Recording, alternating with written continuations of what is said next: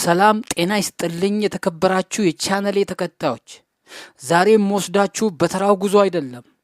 ዛሬ የምንጓዘው አእምሮን ወደሚያደነዝዝ ሰብአዊ አስተሳሰባችንን ወደሚፈትንና ህልውናችንን ጥያቄ ውስጥ ወደሚከት ታላቅ ጉዞ ነው።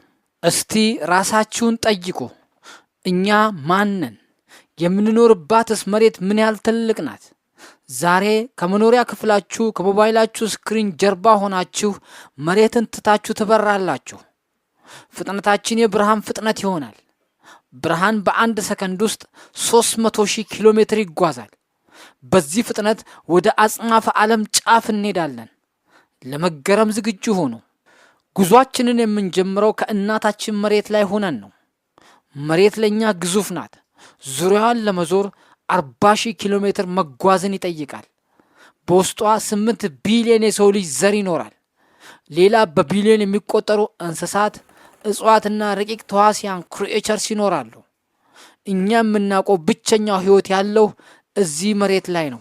ነገር ግን ከባቢ አየርን ጥሰን ስንወጣ መሬት ውበቷ ይለወጣል። ካርል ሴጋን የተባለው ታዋቂ ሳይንቲስት እንደተናገረው መሬት በፀሐይ ጨረር ውስጥ የተንጠለጠለች ፈዘዝ ያለች ሰማያዊ ነጥብ ፔል ብሉ ዶት ናት። የሰው ልጅ ታሪክ በሙሉ ጦርነቶች፣ ፍቅሮች፣ ስልጣኔዎች በሙሉ የተከወኑት በዚህ ትንሽ ነጥብ ላይ ነው። ከመሬት ተነስተን በብርሃን ፍጥነት ብንጓዝ ጨረቃ ላይ ለመድረስ 1.3 ሰከንድ ብቻ ወስድብናል። ልብ በሉ 300,000 ኪሎ ሜትር ርቀት ላይ ያለችው ጨረቃ ጋር ለመድረስ 2 ሰከንድ እንኳ አይሞላም። ነገር ግን ወደ ፀሐይ ለመድረስ 8 ደቂቃ ከ20 ሰከንድ መጓዝ አለብን። ይህ ማለት አሁን የምናያት ፀሐይ ብርሃን ከ8 ደቂቃ በፊት የነበረችውን ነው። ፀሐይ በውስጧ 1.3 ሚሊዮን መሬቶችን መያዝ የምትችል ግዙፍ የጋዝ ኳስ ናት።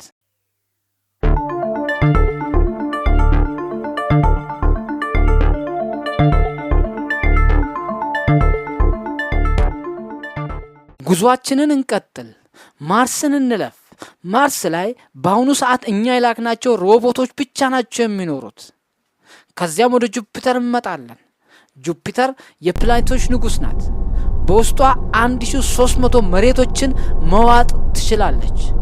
በጁፒተር ላይ ያለው ታላቁ ቀይ ነጥብ ግሬት ሬድ ስፖት የተባለው ማዕበል ብቻውን ከመሬት ይበልጣል። ይህ ለ300 ዓመታት ያህል ሳይቆም እየጮኸ ያለ ታላቅ ማዕበል ነው። ከሳተርን ውብ ቀለበቶች አልፈን የፀሐይ ስርዓታችንን ጫፍ በቮዬጀር 1 መንኮራኩር በኩል እንሻገራለን። ቮዬጀር 1 ከተላከች 50 ዓመታት ሊሆናት ቢቃረብም አሁንም ከፀሐይ ስርዓት ሙሉ በሙሉ አልወጣችም። የጠፈር ስፋት የመጀመሪያው አስደንጋጭ ገጽታው ይሄ ነው፣ ርቀት። አሁን ከፀሐይ ስርዓት ወይም ሶላር ሲስተም ሙሉ በሙሉ ወጣን። ወደ ከዋክብት ሰፈር ገባን። ለኛ በጣም ቅርብ የሆነ ኮከብ ፕሮክሲማ ሴንቹሪ ይባላል። በብርሃን ፍጥነት እንኳን ብንጓዝ እዚህ ኮከብ ጋር ለመድረስ 4 ዓመት ከ2 ወር ይፈጅብናል። በሰው ልጅ ሮኬት ብንሄድ ደግሞ 70,000 ዓመታት ይወስዳል። እያስተዋላችሁ ነው? ቅርብ የምንለው ኮከብ ጋር ለመድረስ 70,000 ዓመታት። ነገር ግን የሚገርመው የከዋክብት መጠን ነው። የኛ ፀሐይ መጠኗ መካከለኛ ነው። እስቲ ወደ ዩዋይ ስኪዩቲ ወይም ስቴፈንሰን 218 ወደ ተባለው ግዙፍ ኮከብ እንሂድ። ስቴፈንሰን 218 የተባለው ኮከብ ምን ያህል ግዙፍ መሰላችሁ? የኛ ፀሐይ ቦታ ብናስቀምጠው መጠኑ እስከ ሳተርን ፕላኔት ምህዋር ድረስ ይዘልቃል። በውስጡ 10 ቢሊዮን ፀሐዮችን መያዝ ይችላል። ብርሃን የዚህን ኮከብ ዙሪያ ለመዞር 9 ሰዓታት ይፈጅበታል። የኛን ፀሐይ ለመዞር ግን 14 ሰከንድ በቂው ነው። እዚህ ጋር ህሊናችሁ መጠኑን ማሰብ ያቅተዋል።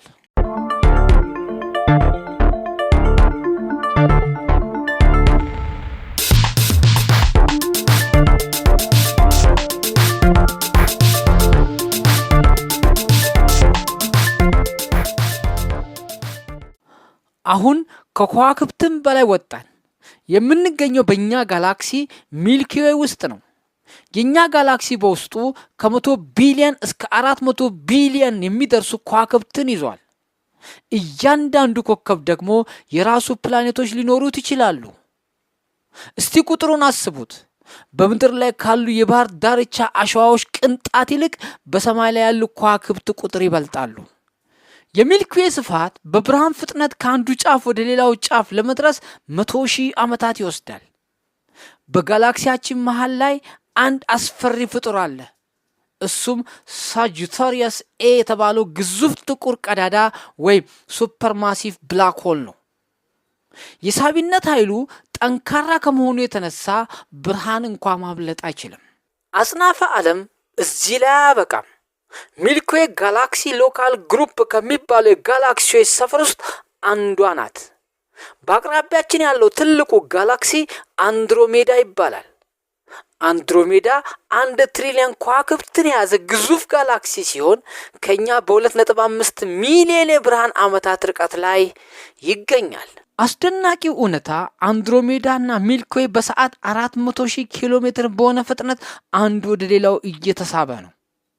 ከ4 ቢሊዮን ዓመታት በኋላ ሁለቱ ጋላክሲዎች ይጋጫሉ።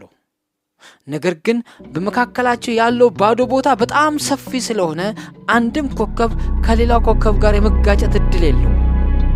ጠፈር ባዶ ናት። የበለጠ ወደ ኋላ እንሂድ።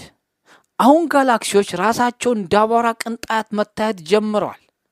እነዚህ ጋላክሲዎች ተሰባስበው ላኒያንኪ ሱፐር ክላስተር የተባለውን ታላቅ የጋላክሲዎች ማህበረሰብ ይፈጥራሉ። ላኒያንኪ ማለት በሐዋይ ቋንቋ የማይለካ ሰማይ ማለት ነው። እሱ በውስጡ 100,000 ጋላክሲዎችን ይዟል።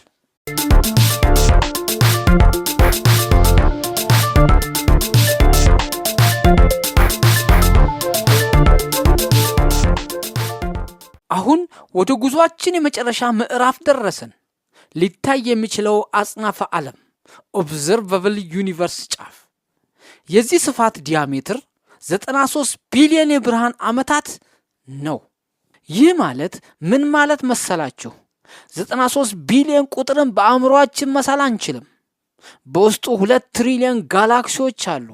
ለእያንዳንዱ በምድር ላይ ለሚኖር የሰው ልጅ 250 ጋላክሲዎች ይደርሱታል እንደማለት ነው።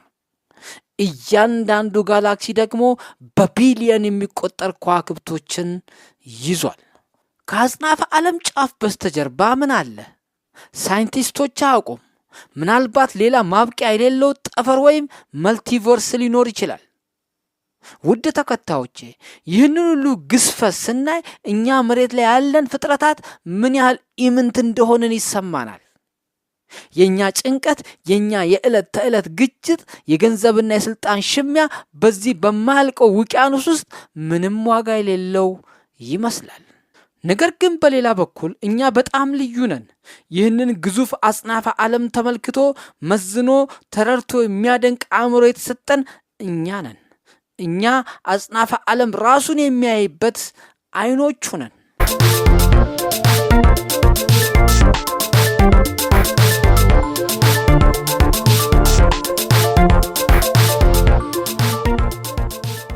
እስቲ አሁን ደግሞ ሳይንቲስቶች በህዋ ምርምር ከደረሱባቸው እጅግ አስገራሚ አስፈሪና ታላላቅ ግኝቶች መካከል ጥቂቶችን እንመልከት። 1. በህዋ ውስጥ የተገኘው ታላቅ የህዋ ክምችት።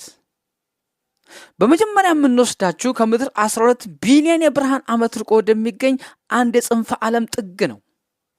እዚያ ጋር APM 08279 ፕላስ 5255 የሚባል እጅግ ደማቅ የህዋ አካል ወይም ቋሳር ይገኛል።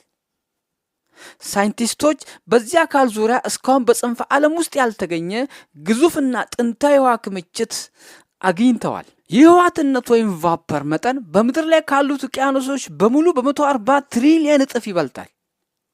አስቡት፣ በቢሊዮን የሚቆጠሩ ከዋክብትን ብርሃን የሚሰለቅጥ አንድ ግዙፍ ብላክ ሆል ዙሪያ ይህ ሁሉ ውሃ በጋዝ መልክ እየተሽከረከረ ይገኛል። 2. የፈረስ ጫማ ቅርጽ ያለው የከዋክብት ስብስብ ሆርስ ሹ ኔቡላ። በመቀጠል ደግሞ ወደ ሳጁታሪየስ ህብረ ከዋክብት እንሂድ። ከኛ ከ5000 እስከ 6000 የብርሃን ዓመታት ርቀት ላይ ኦሜጋ ኔቡላ ሚዚዮር 17 ይገኛል። ይህ ቦታ የፈረስ ጫማ ኔቡላ በመባል ይታወቃል። በቴሌስኮፕ ሲታይ ቅርጹ ልክ የፈረስ ጫማ ስለሚመስል ይህንን ስም አግኝቷል። ይህ ውብ ደመና መሰል ጋዝ በውስጡ በሺዎች የሚቆጠሩ አዳዲስ እና ወጣት ከዋክብት በከፍተኛ ሁኔታ የሚፈጠሩበት አስደናቂ የከዋክብት መፈልፈያ ጣቢያ ነው። 3 አስፈሪዎቹና ታዋቂዎቹ ብላክ ሆልስ። ስለ ህዋ ካወራን ደግሞ ብርሃን እንኳን ማምለጥ የማይችልበት ከፍተኛ የስበት ኃይል ስላላቸው ስለ ጥቁር ቀዳዳዎች ወይም ብላክ ሆልስ ማንሳት ግድ ይለናል። ከታዋቂዎቹ መካከል 3ቱን እንይ።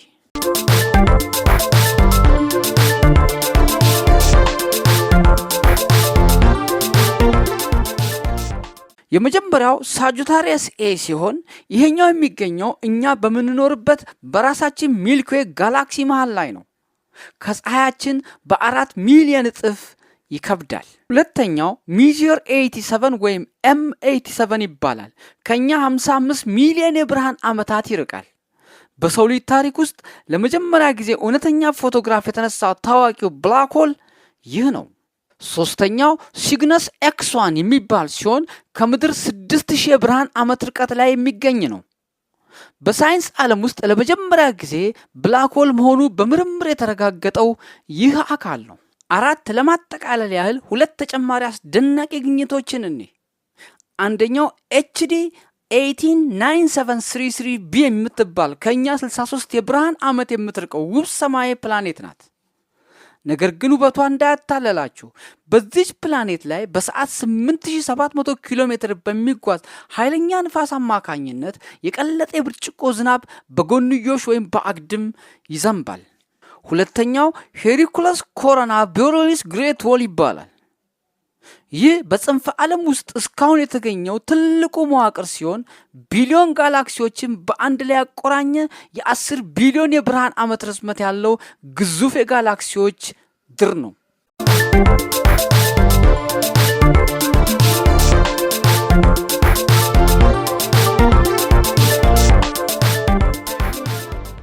ይህንን አስደናቂ ጉዞ ከኔ ጋር አብራችሁ ስለተጓዛችሁ አመሰግናለሁ። ቪዲዮ ከተመቻችሁ ላይክ ማድረጋችሁን፣ ለወዳጆቻችሁ ማጋራታችሁንና ለቀጣይ ድንቅ ሳይንሳዊ ጉዞዎች ሰብስክራይብ ማድረጋችሁን እንዳትረሱ። በሚቀጥለው ቪዲዮ እስክንገናኝ ሰላም።